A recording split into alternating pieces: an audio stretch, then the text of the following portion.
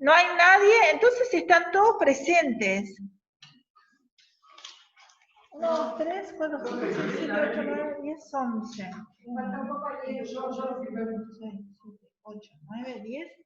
Sí, me falta uno. No, les digo, firmen por ustedes, por la asistencia. O sea, no sé si le estamos dando asistencia, pero eso... Eso es porque llega a haber el caso de contagio para podernos contactar. Ah, también, sí, por supuesto, sí.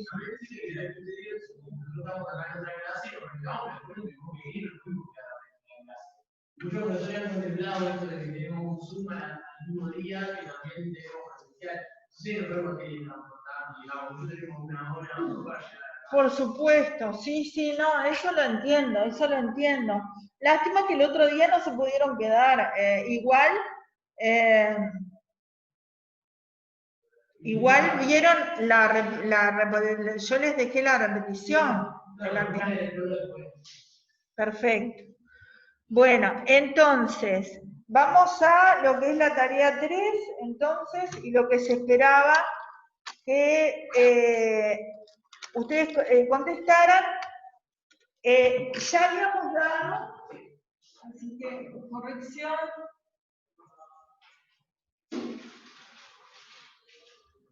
Tarea 3. Y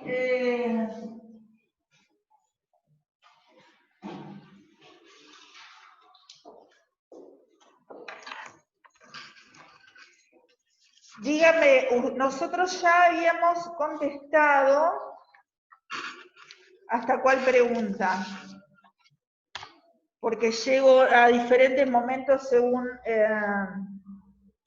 las clases. ¿No estábamos en las diferencias entre la lengua y el habla todavía? ¿Estábamos hasta ahí? ¿Está? ¿Las diferencias entre la lengua y el habla entonces no habíamos terminado? ¿Estaba? ¿Sí? Está. Entonces, ¿qué es el signo lingüístico y qué características tiene? ¿No es cierto? Bien. Entonces, yo les había puesto repartido, que después lo terminé con los otros compañeros, ¿está? El signo lingüístico y sus características, ¿está?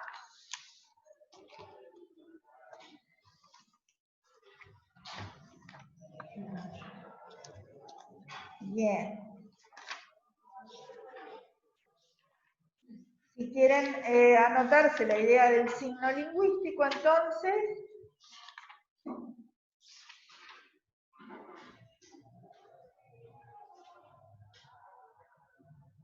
el signo lingüístico entonces está integrado por un concepto y una imagen acústica.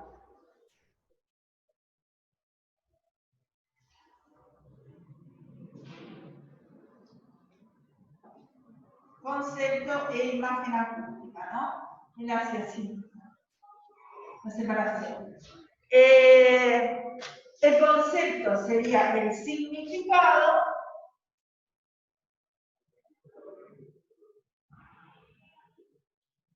y la imagen acústica el significante. ¿Ah? Lo que decía es que la definición que es el signo lingüístico es una entidad psíquica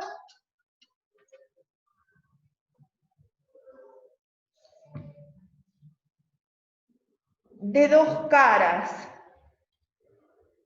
Y esta sería su representación, es decir, formada por un significante y un significado.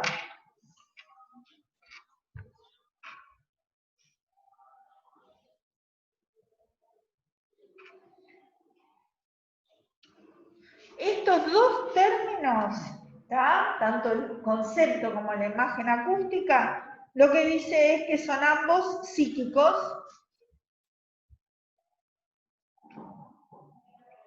y están unidos en el cerebro por una un vínculo de asociación. ¿Está?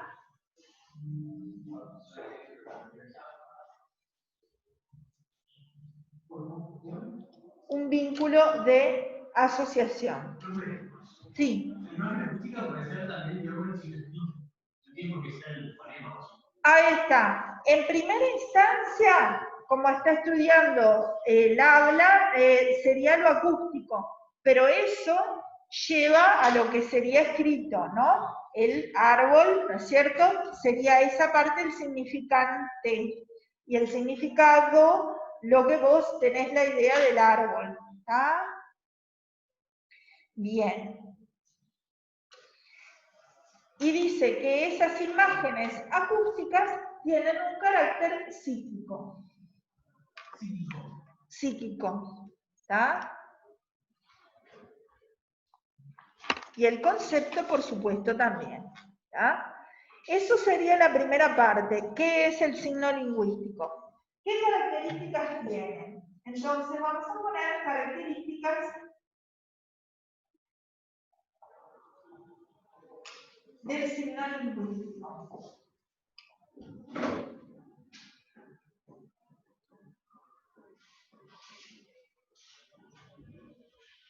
Que además, gente, no se asusten, que tampoco yo pretendo, no estamos en lingüística, ¿no? Estamos viendo algunos elementos asociados a la asignatura, pero yo no pretendo que las partes más difíciles, que de repente ustedes ven alguna parte ya más complicada, yo no se las voy a preguntar. Yo les voy a... Por eso, no les voy a... No les voy a preguntar eso. Yo les voy a preguntar básicamente en general y lo que nosotros hicimos hincapié, ¿tá? Sobre todo aquellas 3 preguntas que él da una definición de lo que era anteriormente, por ejemplo, Chomsky, y después él hace hincapié en lo otro. ¿Tá? Es decir, no se angustien con que yo les vaya a hacer una pregunta exquisita que no se haya dado y algo de memoria o algo, no les voy a hacer ese tipo de preguntas, ni se pongan intranquilos en ese sentido. ¿Queda claro? Va a estar de acuerdo a lo que hemos venido trabajando en la clase, bueno, tanto en virtual como ahora, y de acuerdo con la forma que se ha dado, que tampoco llegamos a un nivel de lengua no lingüística, ¿tá? Pero sí tenemos que saber algo de lo que es el lenguaje, lo que es la lengua, lo que es el habla, lo que es el signo lingüístico, ¿sí? Bien, ¿qué dice? Lo primero que dice es lo arbitrario, ¿tá? Lo arbitrario del signo lingüístico, ¿tá? ¿Qué quiere decir que es arbitrario? ¿Qué quiere decir que es inmotivado? ¿Qué quiere decir inmotivado? Que no hay absolutamente ninguna relación. ¿Sí? Inmotivado quiere decir que no hay absolutamente ninguna relación entre el significado y el significante. Es decir, entre el concepto y la imagen acústica.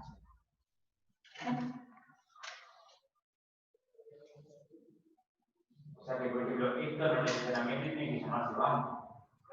Ahí está, la silla, por ejemplo, ¿no? La silla. La silla, nosotros tenemos el significante silla, ya sea desde el punto de vista acústico, ¿tá? Y el significado o concepto, significante, ¿tá? Ya sea acústico o escrito, y el significado, que nosotros todos lo hacemos y sabemos que es un objeto para sentarse.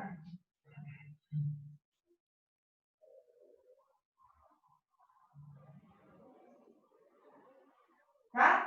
Lo que él dice es que esto podría cambiar, no hay ninguna relación que motive una cosa con la otra.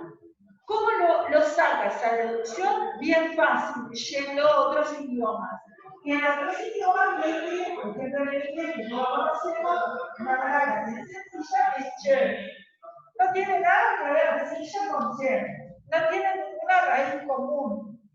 No tiene absolutamente nada. Esto lo que demuestra es que este signo es totalmente inmotivado, o sea que no hay absolutamente nada que relacione la palabra silla con lo que es para nosotros una silla.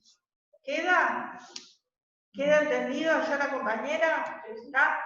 ¿Ves como si nosotros entendemos el concepto? No es que se pida una memoria así en abstracto.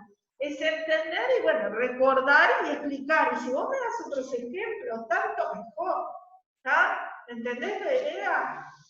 Entonces, ¿sirven los ejemplos? De pronto, ¿cómo me hacías? ¿Sirven los ejemplos? Sí. Y cuanto más ejemplos des o se te ocurran diferentes, lo que sea, mejor. ¿Está? Bien. Entonces, esto hasta ahora queda entendido, ¿no? Lo que él marcaba que en el símbolo, ¿tá? No había necesariamente esto, porque en el símbolo hay una cierta motivación, ¿sí? Es decir, por ejemplo, si nosotros teníamos el símbolo de la balanza, ¿tá? Ahí hay una relación motivada entre el significante y el significado. ¿Por qué? Porque está pensando en la antigua balanza de 2 brazos, ¿tá? Donde esa figura del peso y de la igualdad remite directamente al concepto de justicia. ¿Entienden la idea? Entonces, ahí sí hay, entre ese símbolo, hay una motivación que es lo que hace ese símbolo, significa justicia y no otro, ¿tá? Y no una puerta, ¿tá? Porque una puerta nosotros no la relacionamos con algo de justicia. Por ejemplo, una puerta la relacionamos con algo que divide, con algo que separa, o puede unir si se abre, ¿no? Es decir, que ese símbolo no se podría cambiar para sugerir la misma idea. ¿Queda? Sí, allá, ¿te escucho? No, si esto es otra característica del significativo. No. Esto de la... Por ahora estamos en la primera, en lo arbitrario del signo lingüístico que se motivaba. Lo que él reflexionaba en el texto era esa relación con el símbolo, ¿tá? Que nos puede hacer reflexionar y entender más esa motivación del uno y el otro. ¿Entienden la idea? ¿Queda? Bien. Muy bien. Después, también hablaba, la otra objeción era las onomatopeyas. ¿Tá? Las onomatopeyas que tenemos justamente, las onomatopeyas son aquellas que reproducen, las onomatopeyas típicas son aquellas que reproducen, por ejemplo, un sonido, el tic-tac. El tic-tac de reloj, por ejemplo, ¿tá? O el sonido que hace un perro, guau guau, ¿no? ¿Queda? Son aquellas que reproducen el sonido de lo que se quiere expresar. O sea, que estas también sí están motivadas, igual que el símbolo, ¿verdad? Ahí dice que habría alguna motivación, ¿tá? Alguna motivación. Pero lo que dice es que también en los diferentes idiomas, ¿tá? Cambia, es decir, por ejemplo, habrá del sonido que emite el perro y que en un idioma sería guau guau, en otro gu gu, o sea, ponía las diferentes, si ustedes decían las diferentes, es decir, que tampoco sería esa reproducción 100% exacta. Pero se parecen, ¿no? Sería algo parecido. Los gringos dicen no, Ahí está. Exacto. Pero veis que es parecido, pero no igual. Si fuera 100% motivado y 100% que tuviera que ser eso, exactamente sería idéntico en los dos idiomas, ¿no es cierto? Entonces, eso es lo que decía, que si bien parece que no son, que son inmotivadas, motivadas, pero que no sería tan así si la comparamos en diferentes idiomas. Y también lo mismo sucede con las interjecciones. Un poquito también habíamos hablado de las interjecciones en la primera tarea, creo. Sí. ¿No son el onomatopeya las interjecciones? No. Sí, pero las interjecciones, que él las trata dentro de las onomatopeyas, como dice, se refiere, después de hablar de la onomatopeya, dice, las exclamaciones muy vecinas de las onomatopeyas, ¿tá? Es decir, las onomatopeyas auténticas son estas que decimos, tic-tac, glu-glu, etc. Y las exclamaciones son muy vecinas de las onomatopeyas, ¿tá? Dan lugar a observaciones análogas. ¿Qué quiere decir esto?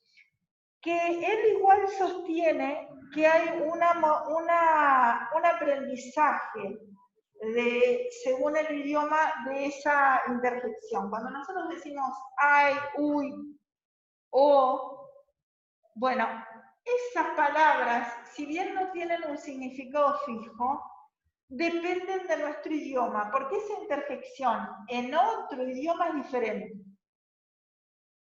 Entonces decía que... Ahí está, exacto, exclamaciones. Entonces lo que él decía era que igual dependía de algo aprendido. Entonces yo, no sé, me quemo, what do I, ¿no?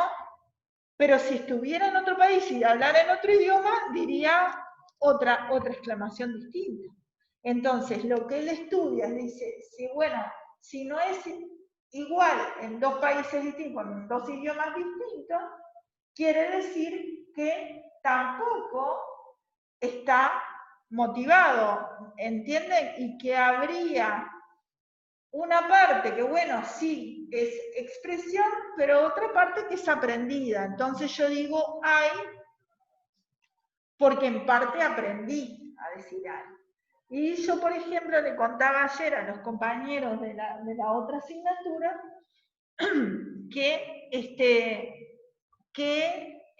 por ejemplo, yo tengo alumnos sordos y ahí uno se da cuenta cómo muchos de los sonidos que hace uno, aunque parezcan, como en este caso las interjecciones, son aprendidos, porque si ustedes se fijan, ustedes no hacen otros sonidos raros. ¿No les pasó de oír de repente sordos que hacen unos sonidos? ¿Vieron? Se ríen diferentes, se expresan diferente, ¿está? Es decir, porque ellos en realidad no son mudos, entonces algún sonido les sale.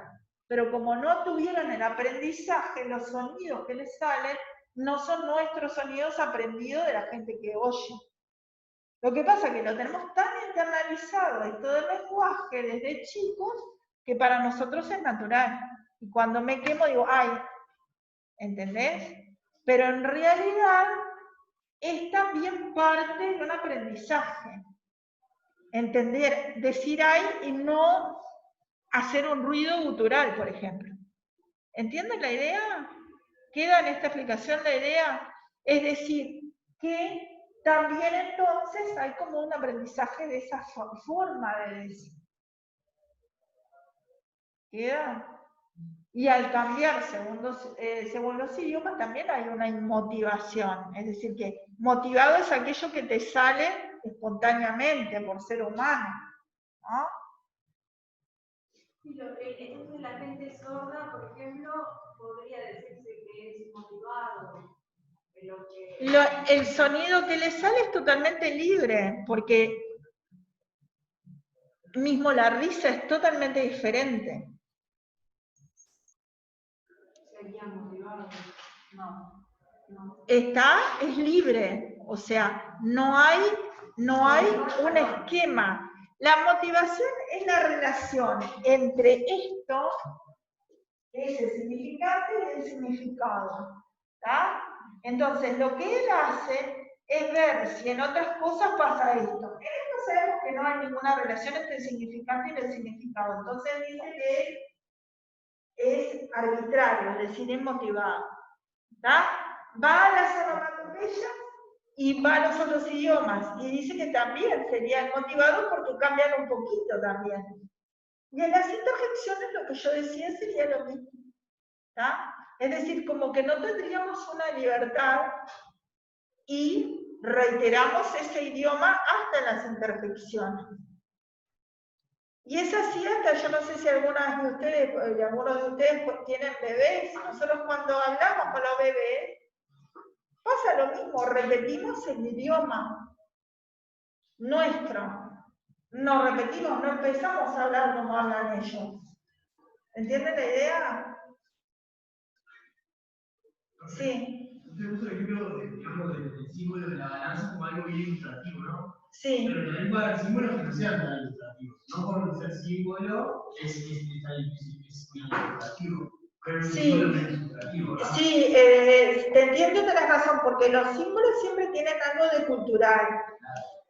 Por ejemplo, el caballo libre, ¿no es cierto? El caballo del escudo que corre. Claro, inclusive la balanza es un símbolo de justicia también muy moderno. Es cultural. Claro, es cultural. Sí. El símbolo es cultural. Y otra pregunta tenía relación a la palabra que tiene una etimología muy clara. Ahí sí habría una motivación, ¿no? Por ejemplo, geografía. En la grafía, geo. Sí. Y una etimología, otra. Claro. Pero, ¿qué hace llamar geo a la parte tierra? Claro, pero igual la primera parte siempre se va hacia atrás y se llega a la inmotivación. O sea, que una etimología clara sería otra cosa clara. Claro. Yo hay un ejemplo que decía motocicleta, por ejemplo, es lo que el motor es una bicicleta. Sí. Pero moto y bicicleta tampoco es una Ahí está. La etimología sigue la línea. Entiendo lo que dicen. Pero, ¿qué motiva que feo sea feo y no sé? En distancia siempre hay una evolución arbitraria. Claro. Que él, lo que dice que nunca se sabe quién la fijó, porque el lenguaje siempre tiene como una etapa anterior, y no se sabe, bueno, ¿cuándo fue? ¿Quién fijó que silla era silla? ¿Ah? ¿Queda este punto? Bien. Vamos entonces a volver acá y vemos lo siguiente. La segunda característica, ¿no?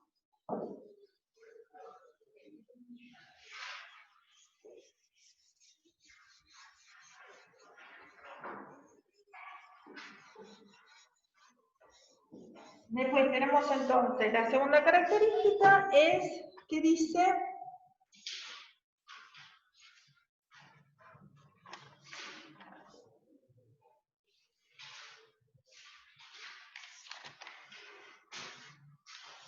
el carácter lineal del significante, ¿no?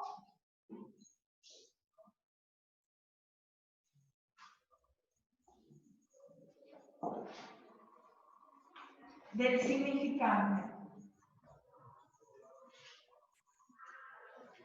Esto lo que dice es que tanto en lo que es la parte auditiva, es decir, la imagen auditiva, ¿tá? El sonido ocurre en el tiempo, es decir, en un tiempo lineal donde uno va oyendo las diferentes palabras, ¿no es cierto? Es decir, que sería lineal, ¿tá? Y está unido al tiempo. Uno escucha las ondas sonoras que transcurren en el tiempo. Y la parte escrita también, lo escrito es lineal. ahí yo vi que decía lineal y parcial, porque va una después de la otra, si no tenés que ir para arriba. Exacto, exacto. Todo lleva, tanto los sonidos lo mismo, ¿no es cierto? Los sonidos va uno detrás del otro. La palabra se arma en la línea del tiempo. Ahí está, el hecho de ser lineal, tanto la impresión acústica como la impresión, como la escritura.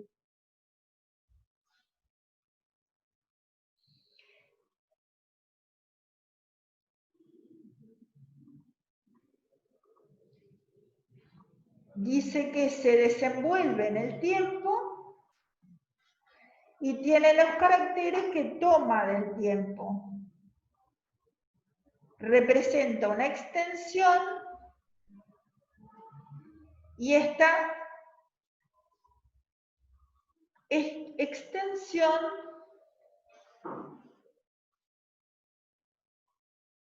es mensurable en una sola dimensión. En el caso de la escritura es una línea. Yo creo que unos idiomas como el mandarín, creo que tiene como ideogramas. Sí. Que no son una línea, sino que va una mirada del otro. Sí, Y sí. el mismo símbolo van a subir ideas. Sí, sí. Sí, Sí, sí, sí, sí, sí. O por ejemplo, el área de los libros se tiene al revés. Igual es la parte de la línea y el espacio es como que la misma también. Tiene que tener una línea y un espacio. Lo que pasa es que lo nuestro sería la linealidad, y lo de ellos quizás esa linealidad, bueno. Inclusive si lo cambio de versión al inicio de la cantidad y el próximo le piden abajo, porque vamos a ver una línea sobre otro. Claro, claro. Y van a dar calor y otro oraciones. Que puede haber un diagrama que diga muchas cosas y abajo otro, pero sí va en arriba antes que abajo. O sea, hay una linealidad igual, ¿no? Claro, claro. El mensaje de alguna manera se construye en un sentido que, bueno, que respeta el espacio y respeta el tiempo. Sí.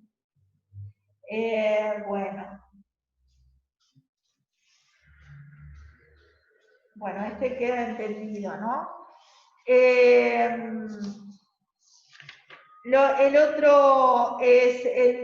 otro principio es el principio de alteración.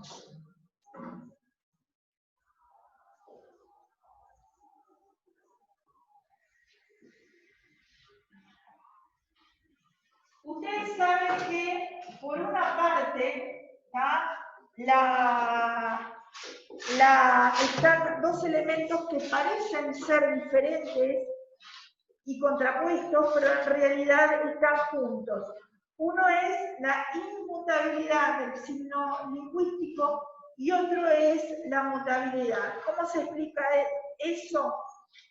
Y estos dos principios, entonces, se llaman el principio de alteración y que explica conjuntamente con el principio de continuidad.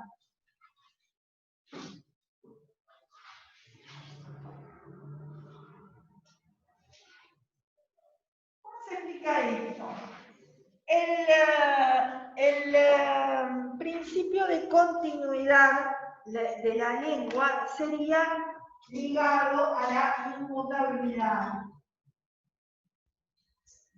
Es decir, supóngase que yo quiero cambiar y el día de mañana yo a la silla la llamo de otra forma, ¿no es cierto? ¿Puedo? No puedo, porque nadie me entiende. ¿Está? Bueno, pero asiento ya está también aceptado, ¿no? Es decir, el principio de continuidad es el principio que yo no puedo cambiar la lengua, ¿cierto? Yo no lo puedo, ¿por qué? Porque eso hace que continúe una generación tras otra generación, continúa igual y nos seguimos entendiendo, ¿está? Entonces ese es un principio. Que yo no pueda cambiar sola en una forma, y a veces pasa en un grupo de personas que se cambian ciertas palabras o usan ciertas palabras que a los otros no entienden. Entonces ese grupo habla unas palabras que los otros no entienden. ¿Tá?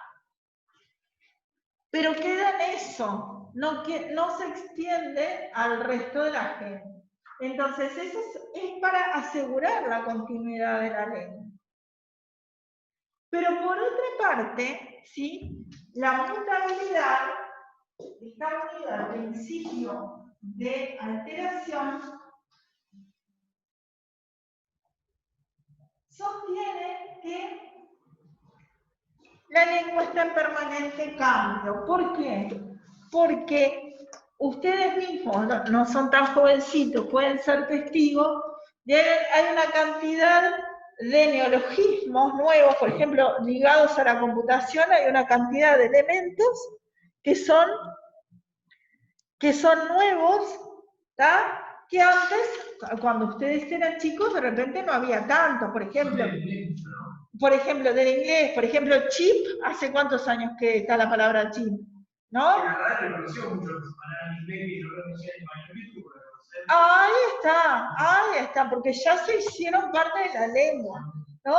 Es decir, computadora, todo lo que es hardware, software, todas esas palabras que nacieron con la computación y que después se familiarizaron para todos, forman parte de lo que es la alteración, porque no es fija, o sea, va cambiando y se va adaptando. Yo, por ejemplo, vieron que ahora nosotros, computadora está dejando de ser computadora para ser compu, ¿está? Yo cuando era chica, mi abuelo llamaba a la tele televisión. ¿Quién dice televisión hoy en día? En general decís tele, la tele, o el TV, ¿no? Automóvil, ¿quién dice automóvil? Auto, porque se cortó. Antes mis abuelos decían automóvil. Hay palabras que con generaciones, después que no están, ya se dejan. La generación siguiente ya le dice auto, ya le dice de fotografía, foto, de computadora, compu. En general, observen que si tienen hermanos más chiquitos o algo, ya le dicen la compu. No le dicen computadora. Celular, el celu, ¿sí? ¿Y qué hay con las palabras como, por ejemplo, googlear o whatsappear, que son neologismos también? Ahí está. Esos son incorporaciones o extranjerismos, ¿tá? Que justamente vienen ligados a la tecnología y ligados, y bueno, y esto, como dice el compañero, la Real Academia los admite, muchos de ellos, aunque vieron que es muy lento el proceso, como que después de que los usa todo el mundo, incorporan el verbo, además en español, y lo conjugan con español. Claro. Igual hay algunas cosas que son y no son tan así. Por ejemplo, parking en vez de estacionamiento es innecesario, ¿tá? Porque, viste, y Google está tan ligado a la marca, porque vos si no decís buscador, pero buscadores hay muchos. En cambio, vos cuando decís Google, ¿qué decir? Que estás buscando y en Google. Cuando decís googlear, googlealo. Está diciendo dos cosas que estás buscando y en Google. ¿Entiendes? Entonces, ¿cuál? Sí, cuando vas así, no sé.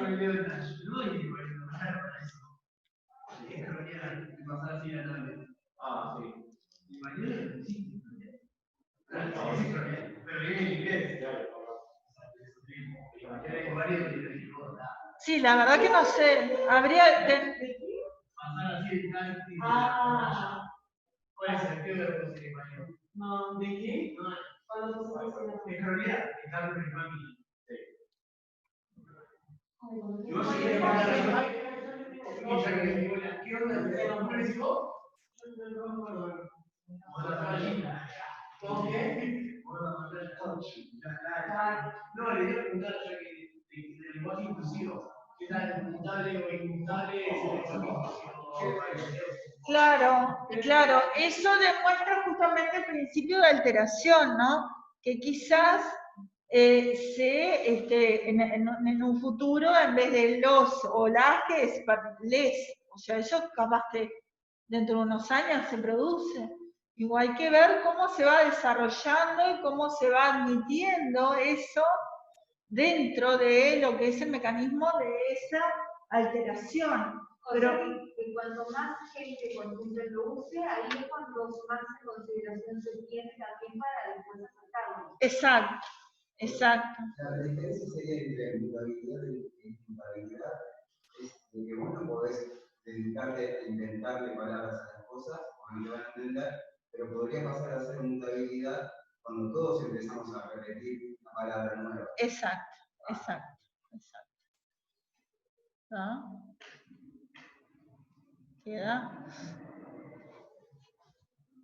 Bien, y si quieren, yo les digo para que les quede algunos de los aspectos importantes. Entonces, la imposibilidad de un cambio general de la lengua, él destaca entonces la imposibilidad de un cambio general de la lengua. ¿Ah? Otro aspecto, que la reflexión no interviene en la práctica de un idioma. La reflexión no interviene en la práctica de un idioma.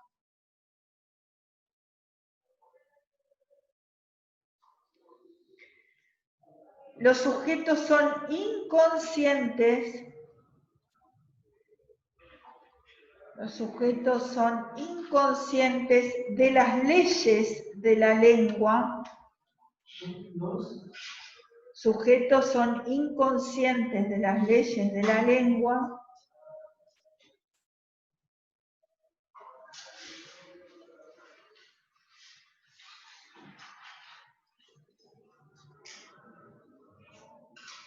Y en general cada pueblo está satisfecho con la lengua que recibe. ¿Está? Está satisfecho con la lengua que recibe. Los hechos lingüísticos en general no generan crítica, aunque justamente el compañero acaba de mencionar un aspecto de la crítica. Reitero, los hechos lingüísticos en general no provocan la crítica. Aunque justamente ese el empleo del, en vez de usar la o el, ¿no? O usarla en vez de decir compañeros, compañeres, o no. Pero ¿qué contexto es? Porque también pienso que como que cada pueblo está satisfecho de la lengua que recibe, muchas veces la lengua o sea, satisfecho con la lengua, para mí no satisfecho, o sea, es algo que adquirís y es lo que conocés, vos nacés con esa lengua y no la combinás. Exacto, exacto. En general no se cuestiona. Ustedes piensen que ya están en un nivel que, digamos, de estudio que cuestiona, pero si ustedes ven la generalidad de la gente, no cuestiona el idioma, eso es a lo que se refiere. Más allá de que además ahora estamos en un momento histórico donde se están cuestionando más que nada otros elementos, ¿no es cierto?, el género, etcétera, que van ligados a la lengua, y viene más por ese lado que por el lado de la crítica lingüística en sí, me parece, ¿no? Es decir... Yo creo que depende, porque por ejemplo, no sé, hay comunidades indígenas a las que se les impone hablar en español, aunque no lo quieran. Sí. Entonces, a veces tenemos una experiencia muy loca de conocer niños de la villa con vergüenza de la queja, cuando en su casa se la queja. Pero como teníamos blanco y barbado, la vergüenza de su queja. Y ya en español. Cuando realmente con su mamá y su madre, yo creo que no es que no genere, sino que no tiene opción. O sea, no tiene naturalizado. Es algo que está muy naturalizado, sí. Es algo muy naturalizado.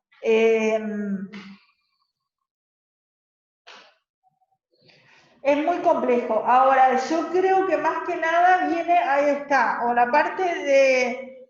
Es muy complejo, es muy complejo. Me paro pensando. Ahí está. Sí, lo que pasa es que la lengua, en realidad, las palabras crean realidad.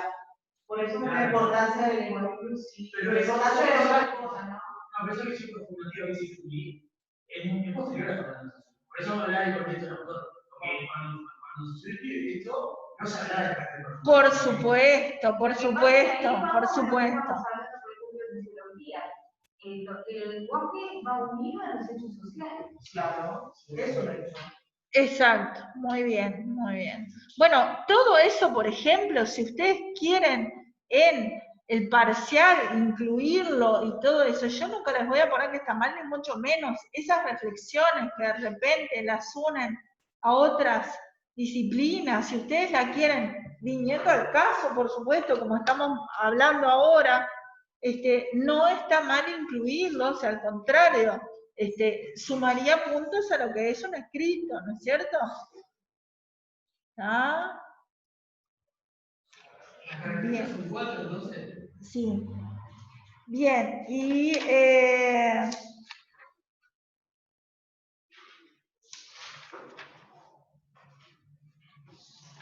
por ahí estaría. Y ahora entonces pasaríamos al repartido de Equilis con la pregunta.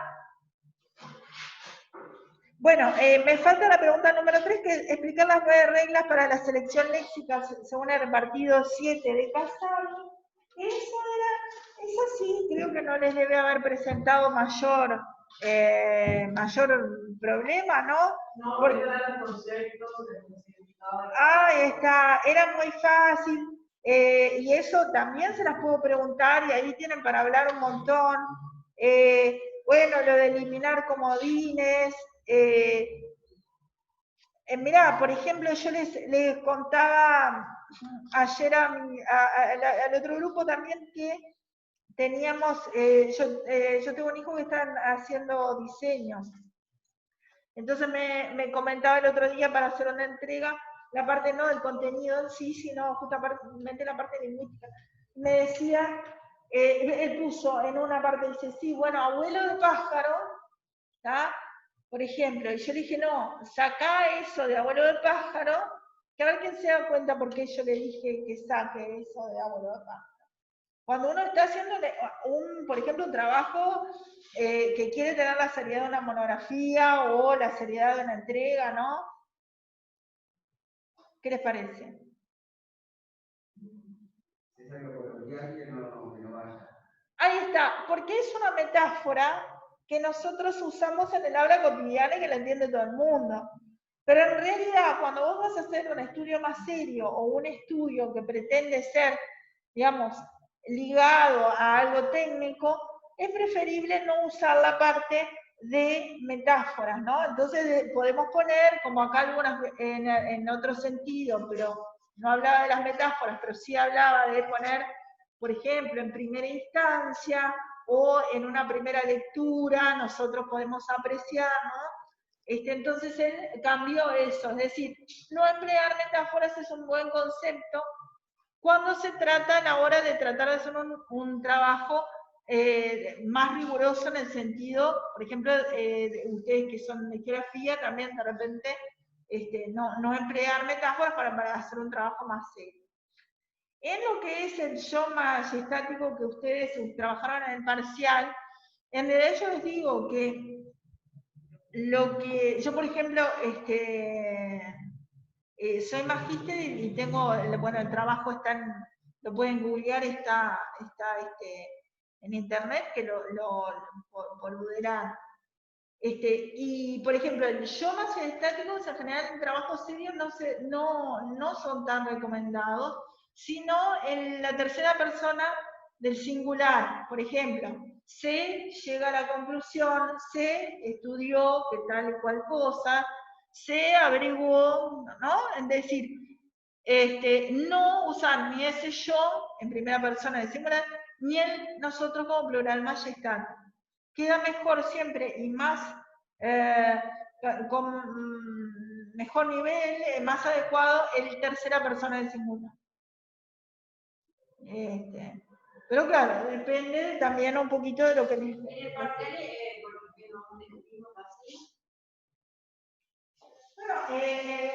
En el parcial, en realidad, si yo te pido una opinión subjetiva, podés poner tu opinión, ¿no? No hay problema. Igual, yo les estaba hablando de trabajo ya, tipo monografía y eso, ¿no? No de las respuestas en concreto de un trabajo escrito parcial, ¿no? Más que nada. ¿Entienden? Bien, entonces, ¿hay alguna duda de este Kazani? ¿Lo entendieron? Este libro es muy bueno, La cocina de la escritura. Se los recomiendo porque de repente tiene algunos consejos que les puede servir. También yo saqué esa parte que me pareció la más práctica, interesante para este. Entonces, de ese no habría dudas de esa pregunta. No, porque creo que eran eran las reglas, sí, decir lo de las moratillas, eso creo que no había mucha, dificultad en eso. Bien, entonces ahora vamos a Kilis, que era la pregunta 4. ¿Cuál es la manera de identificar las unidades lingüísticas? ¿Ah? ¿Cuál es la manera de identificar, la pregunta 4, las unidades lingüísticas?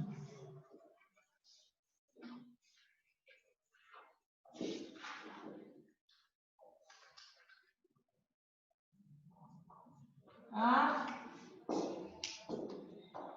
Y entonces acá no quería tampoco que se complicaran de más.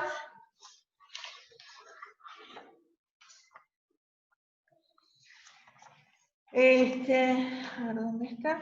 Bueno, primero en el repartido había toda una parte que en realidad es como que le repasaba lo de Saussure, porque les hablaba de lengua y habla, inclusive era como repetición, porque él mismo resumía lo de Saussure, y del signo lingüístico, ¿tá? Y después empezaba a hablar de la distinción entre fonología y fonética. Decía que la fonología era el estudio de los elementos fónicos de una lengua desde el punto de vista del sistema de comunicación. ¿Tá? Y que la fonética es lo mismo, el estudio de los elementos fónicos de la lengua, pero desde otro punto de vista, desde el punto de vista de la producción y de la constitución acústica y su percepción. Es decir, que la fonología, ¿sí?, estudia el significante en la lengua, ¿tá?, es decir, en lo abstracto, y la fonética estudia el significante en el habla, es decir, en el uso. ¿Sí? Y eso en realidad yo no se los preguntaba, pero digo, para resumir un poco el repartido. ¿Tá? Entonces, ¿qué le preguntaba a esta? El fonema es la unidad lingüística más pequeña, desprovista de significado, formada por una simultánea de rasgos distintivos. ¿Ah? El fonema, entonces, es la unidad lingüística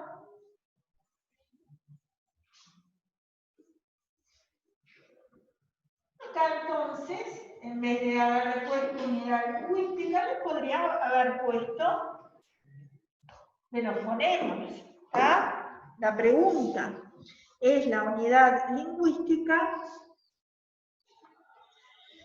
más pequeña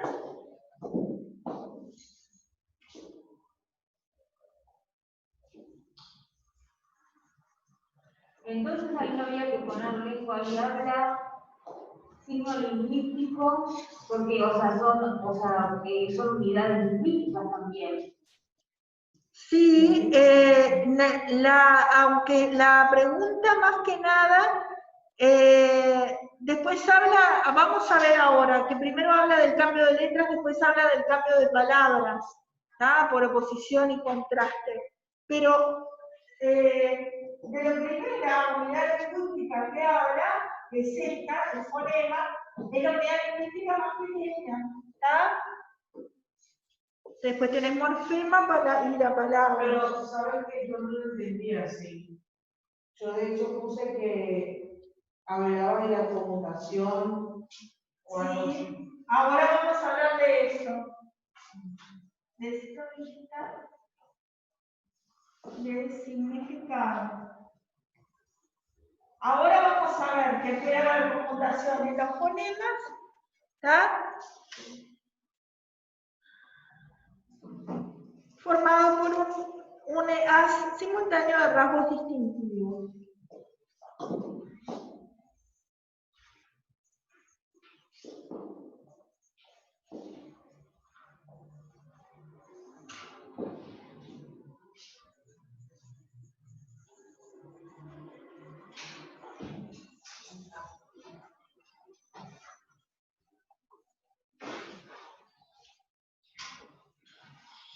Entonces, ¿cuál es la manera de identificar? ¿Tá? Él empieza a hablar de que hay rasgos fonéticos comunes, ¿no es cierto?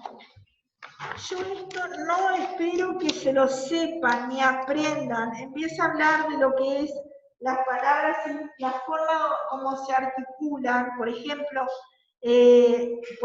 oclusivas cuando el cierre en algún lugar de la cavidad bucal impide la salida del aire. Sorda es cuando las cuerdas vocales no vibran. En los sonoros las cuerdas vocales vibran. En las velares ambas se articulan en la parte posterior de la lengua. Es decir, si ustedes ven, si quieren, yo se lo paso, esto, la forma como uno pronuncia los diferentes fonemas, ¿tá? Y donde lo pronuncie según la cavidad bucal, tienen diferentes características y esos serían los rasgos distintivos. Yo no espero que ustedes se lo sepan, ni mucho menos, porque no estamos en lingüística. La R en español, por ejemplo. Por ejemplo, lo que es los sonidos que se pronuncian de forma nasal, ¿viste? La M, la N, ¿sí? La N, los sonidos, pero yo eso no se lo voy a preguntar, y esto es la sola manera de que ustedes sepan de eso, pero yo no te voy a estar preguntando cómo se pronuncia la R, ni cuáles son los rasgos distintivos de tal o cual fonema, no, de ninguna manera, ¿está? Quédense tranquilos. Lo que sí hay que entender, y que es fácil de entender, que hay rasgos distintivos que hacen que, por ejemplo, si nosotros ponemos casa, ¿tá? Y si ponemos casa, que esto sería como suena, ¿tá? Si entiendan, ¿sí? Que hay una conjugación de qué cosa, de este fonema.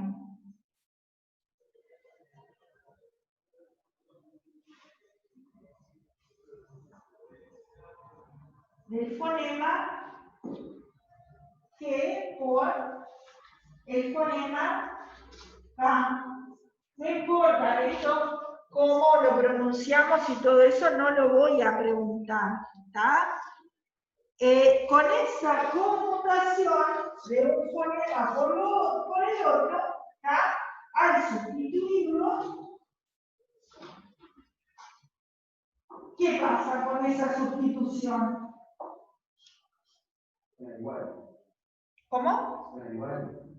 No, cambia el significado, ¿está? O sea, lo conmutás, es decir, lo cambiás.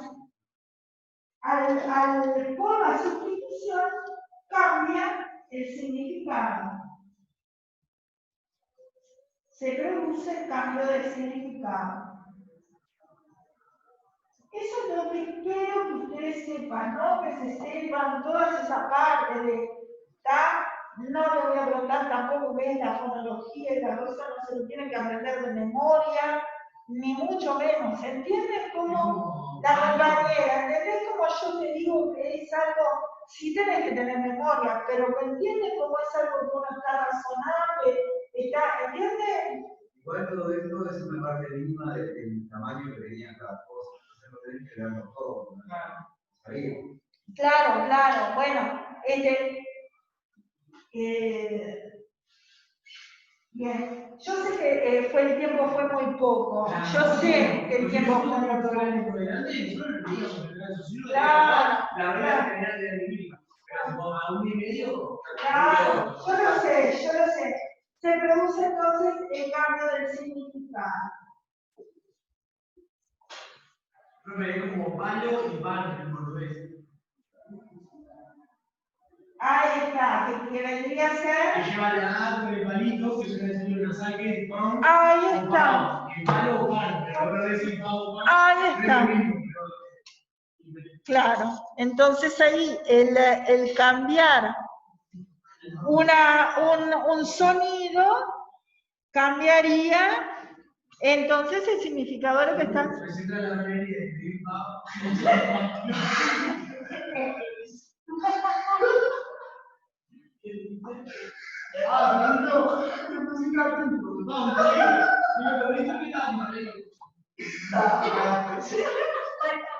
Quedó.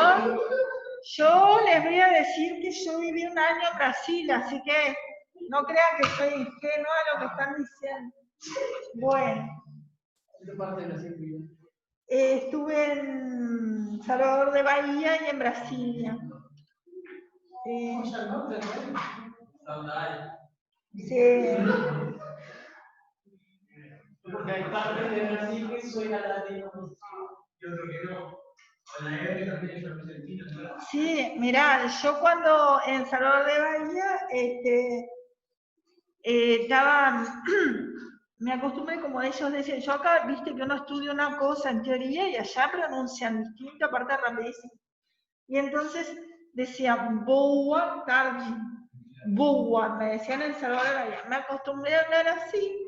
Y cuando fui a Brasilia decía, boa tarde, mucho más liviana y parecía a lo que yo había aprendido, pero igual no era igual, porque ellos tienen lo que uno dice, lo que ellos dicen el sotaque, que es lo que uno, nunca hablas igual, ¿viste? Entonces, el sotaque es sí, el tono que vos tenés, que es diferente y que nunca es igual a ellos, ¿no?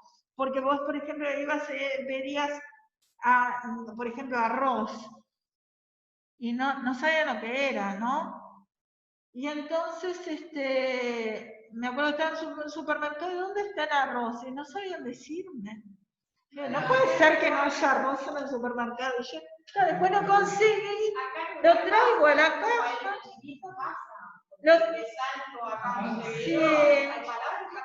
Lo traigo a la caja y me dice, você está falando raro, você fala arroz. Claro, y para mí era lo mismo, pero claro, para ellos arroz, y además con esa R, y acá.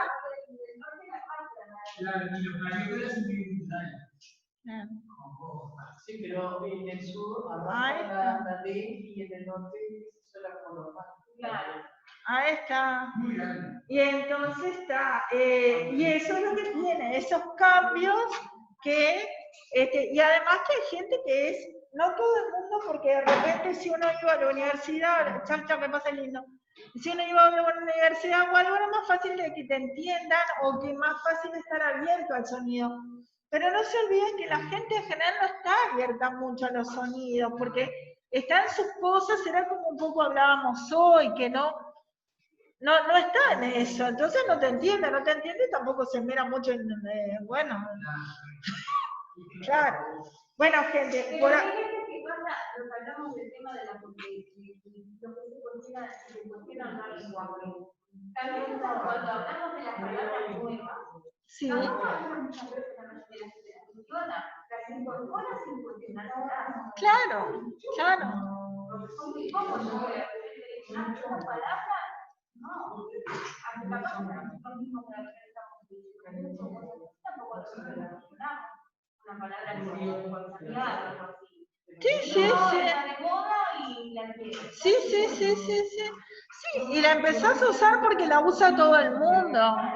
¿Tá? Entonces, es fácil para entenderse, es fácil para todo, ¿no? Pero en general, miren que si empezamos a ver en casi todo es así, no se piensa mucho, ni se cuestiona mucho, ni la forma hasta de que uno se viste o lo que se pone, no sé, o sea, no cuestionamos, en general le decimos, bueno, lo que hace en general y hacemos, ¿no? Lo que está de moda. Bien, o que es costumbre. Gente, seguimos un poquito porque veo que se están como... Sí, porque cierra el último cuarto. Ah, ¿no es hasta las 11? No, pasa nada. Son más cortos. Ah, porque ayer nos quedamos hasta tarde. ¿Cómo estamos de hora? Bueno, hacemos unos minutitos más para terminar de explicar esto. ¿Esto copiaron? Sí. Bueno, ¿qué más decía?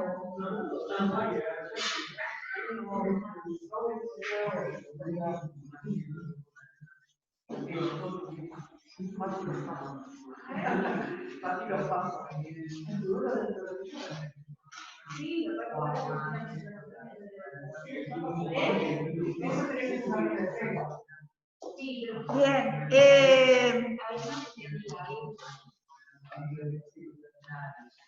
¿qué más decía? Vamos a dar lo más importante. Después hablaba de la oposición y del contraste, ¿tá? O sea que había que hablar de la conmutación y sustitución, y después de la oposición y el contraste, ¿tá?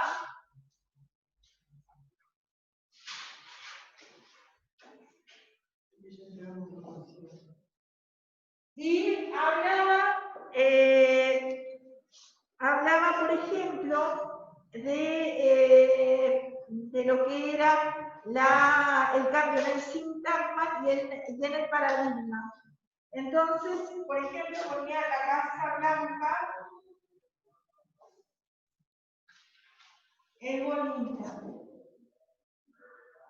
Y decía que podía haber cambios en el paradigma es en este sentido. Por ejemplo, en vez de la puedo poner esta, aquella,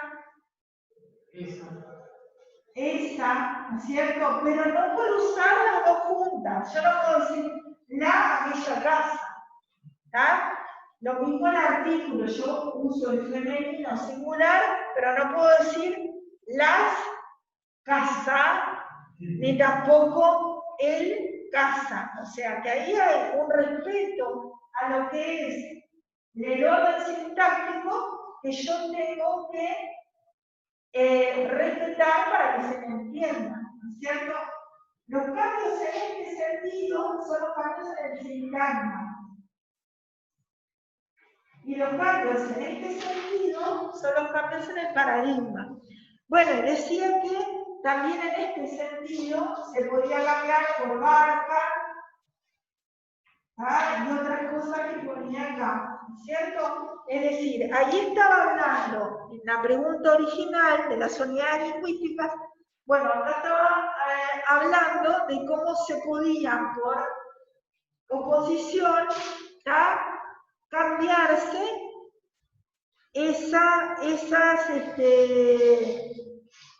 perdón, en este caso sería conmutación también y sustitución, cambiarse en las palabras, ¿tá? Lo que había hablado de la oposición en contraste era la parte, por ejemplo, de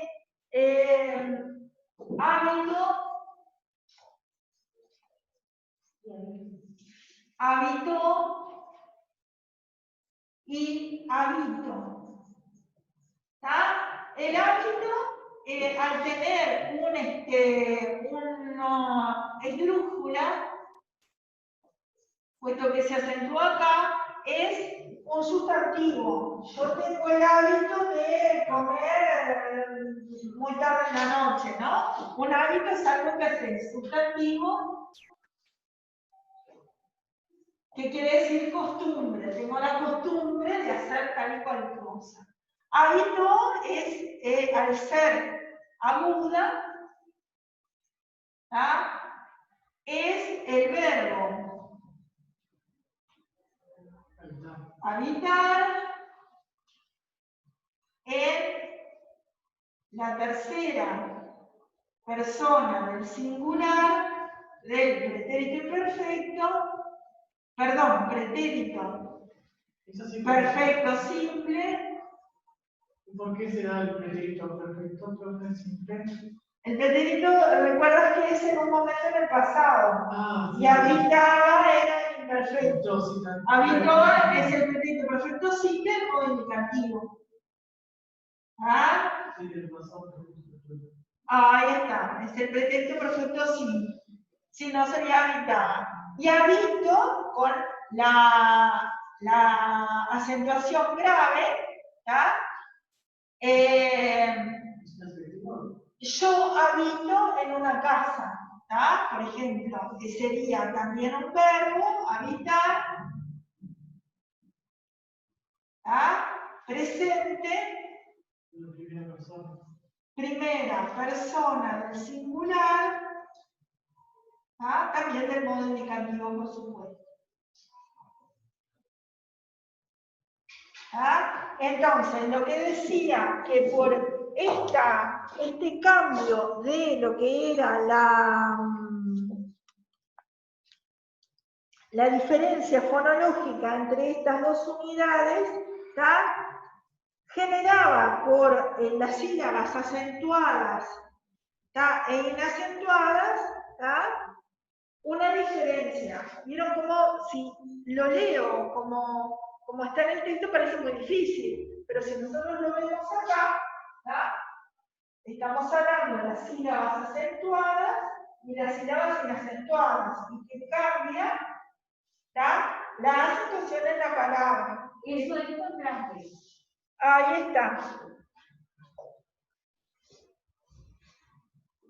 Y oposición, ¿tá? Porque la oposición fonológica es la diferencia que existe entre dos o más unidades distintivas, ¿tá?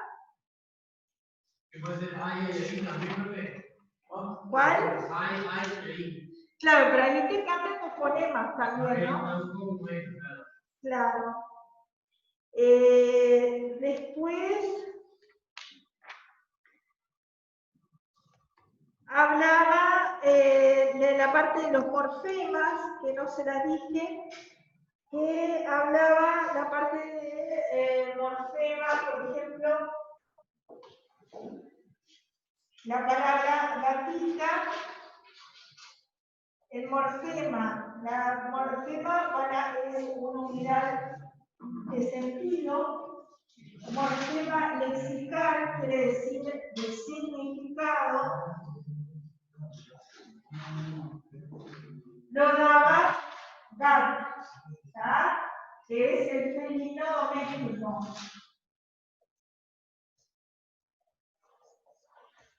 Después estaba el morfema diminutivo,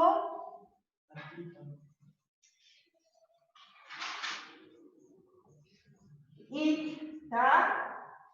Que en nuestro idioma, y este es el morfema que marca el diminutivo, ¿no? Y el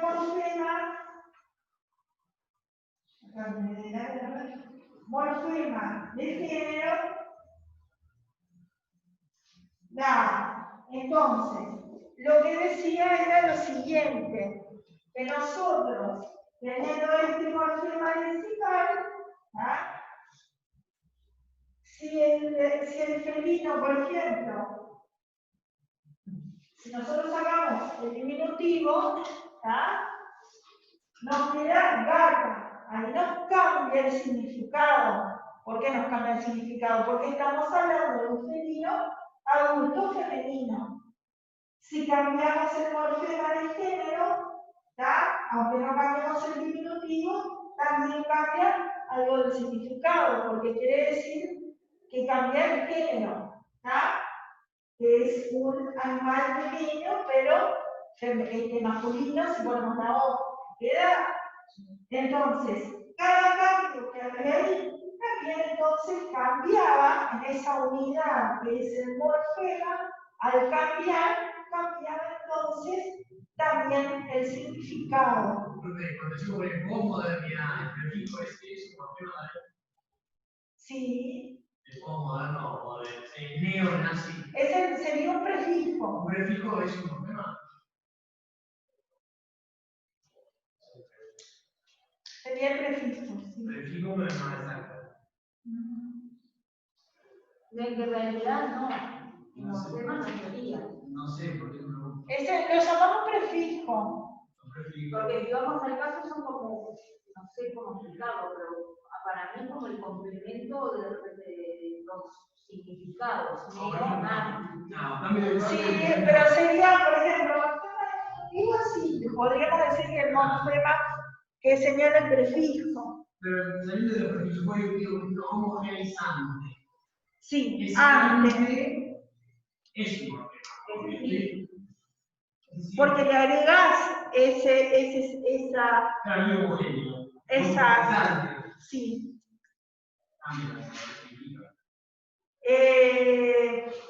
Bien, vieron que esto también razonándolo no es tan difícil como de recordar, ¿entienden?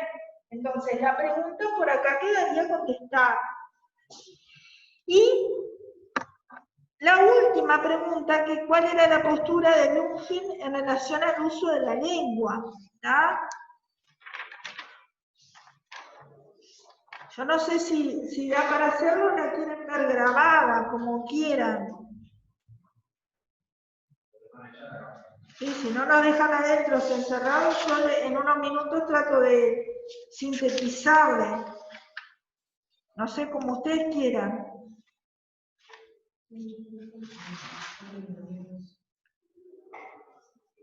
¿Cómo? Se lo sintetizo, no sé, o sea, ustedes tienen más experiencia que yo de quedarse o no hasta tarde. ¿Se lo sintetizan? Bien. ¿Cerramos, borro esto? Sí.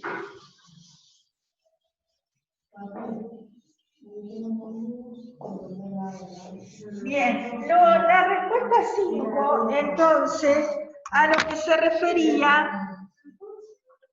en relación al uso de la lengua, lo que yo esperaba que contestaran era lo siguiente.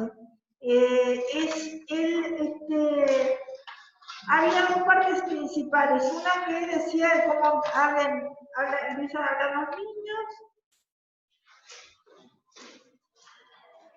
Había aspectos importantes que eran, la escritura no es un lenguaje, sino simplemente un modo de transcribir la lengua por medio de símbolos visibles. Le daba importancia a la parte hablada, ¿está? En relación a la parte escrita. Decía que la lengua, ¿sí? En todas las épocas, más que nada, fue hablada, ¿cierto? Y daba la prioridad a eso frente al escrito. Entonces dice que para estudiar un acto de lengua hace un acto de habla, perdón, ¿cómo? Sí, el acto de habla él se centra en el habla porque dice que es lo más importante, se centra en el habla. Entonces, hay dos personajes que son Jack y Jill.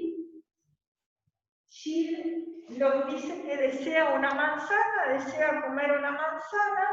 Ese deseo de la manzana lo llama el estímulo práctico.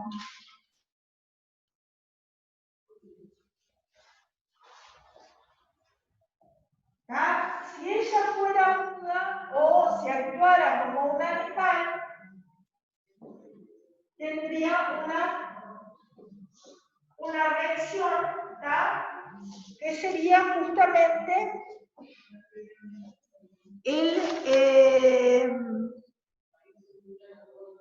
esa reacción es ese deseo de comer la manzana. Si la pudiera alcanzar, la tendría. ¿Qué pasa? Esa manzana no la tiene ella, no puede llegar. ¿Qué hace ella? ¿Qué hace Jill? Jill le habla, acto de habla, y genera una intermediación en esto, el estímulo y la reacción. ¿Sí? Entonces, este estímulo, ¿ah?, provoca la reacción de hablar. ¿Ah? Entonces, genera un estímulo en Jill, en Jack, ¿ah?, que genera la reacción. ¿Cuál es la reacción? La reacción es que se trepa ahí el cerco, va a agarrar la manzana. ¿Tá? Él obtiene la manzana y Jill obtuvo, por intermedio del acto de habla, llegó a satisfacer esa necesidad que era comer la manzana a través de ese deseo que le provocó el estímulo, tanto el hambre como el deseo de ver la manzana, es lo que le provocó el estímulo inicial. Ese estímulo, entonces, intermediado por el habla, llegó a tener una reacción, ¿tá?, y a satisfacer su necesidad por intermedio de Jack. ¿Entienden la idea? Sí, yo había leído algo como que el acto de hablar se distingue, se relaciona a los hechos prácticos, entonces eso tiene que ver con... Ahí está, ahí está. Entonces, ¿qué era lo que él sacaba al final? Lo estoy haciendo un poco abreviado porque ahí dice más pasos, pero ¿qué era lo que él sacaba al final y por qué hacía todos esos ejemplos? Él lo que dice que los beneficios que trae la lengua son la división del trabajo y con ella la labor entera de la sociedad humana, ¿tá?, difundir sucesivamente la comunicación a través de diferentes personas. Habla después ahí de la constitución de un puente, que los aldeanos querían un puente, y bueno, pasan por la comunidad, con el consejero comunal, etcétera, hasta que se lleva a hacer ese puente. Es decir, cómo ese acto de habla y sucesivos actos de habla llevan a ser lo que es el objetivo de los aldeanos, ¿entienden? Otro elemento que decía que no hay un efecto práctico inmediato, pero por intermedio del habla se lleva a un efecto práctico por sucesivos actos de habla, ¿tá?, y que hacen la constitución de la sociedad por el medio del acto de habla. Habla de la comunidad. Exacto, es decir, lo que está por medio de ese sencillo ejemplo, lo que después lo generaliza a una cantidad de aspectos. Un grupo de personas, no me acuerdo mal, de que tenían que, para interactuar en esa comunidad, tienen que tener, por ejemplo, los mismos signos, los mismos símbolos, o sea, que tienen que tener el lenguaje común. Ahí está, entenderse, porque si no, no se llegan a entender, sí. Esta idea de estímulo, respuesta, reacción, no es por un estímulo y justificación. Sí. Porque esa idea del estímulo y la respuesta es Sí. bien el productivo, ¿no? Sí, bien el conductivo. Por eso, esto que explica él por eso siempre hablamos de, bueno, lo que dice fulanito y lo dice menganito, ¿no? No sé si ustedes han visto que los autores que tratamos son de los más importantes que se han visto, y por eso se considera importante, bueno, por lo menos conocer, tener una idea general, ¿no? Pero son de contextos sociohistóricos bien diferentes. Uno se acuerda por años, otro Claro. Ahora que es un texto contemporáneo, uno tiene una idea previa, ahora que estamos todo el clásico. Exacto. Bien, gente, más allá de eso, de repente, creo que ayer lo vi un poquito más en extenso esto, de repente les paso una grabación de ayer. Ayer, ¿saben lo que me pasó? Que vi 3 partes de videos y una no me quedó grabada, entonces justo esta parte sí está grabada, y la primera parte, pero la primera parte ustedes se la viste bastante bien. Ahí está.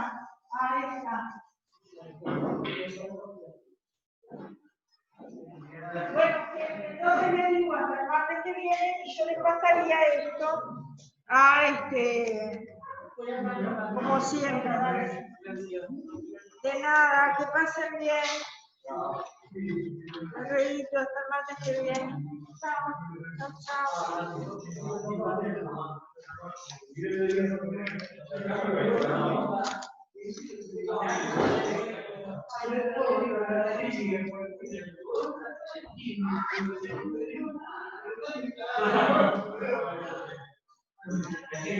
Chao.